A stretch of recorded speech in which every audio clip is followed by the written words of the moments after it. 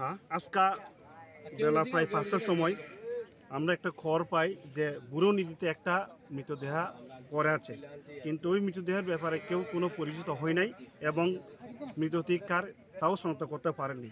তারপর আমরা পুলিশ, স্থানীয় জনগণ এবং গ্রামবাসী মিলে আমরা বুড়ো নদীতে আসি, দেখি একটা মৃত লোক সে জলের মধ্যে ভাসমান অবস্থায় আমরা দেখতে পাই।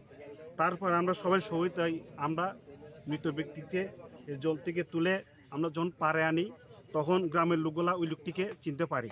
তার নাম হলো রানাদর, বয়স 52, বাবার নাম হলো অনিচন্দ্র ধর, গ্রাম গোলাঘাটি।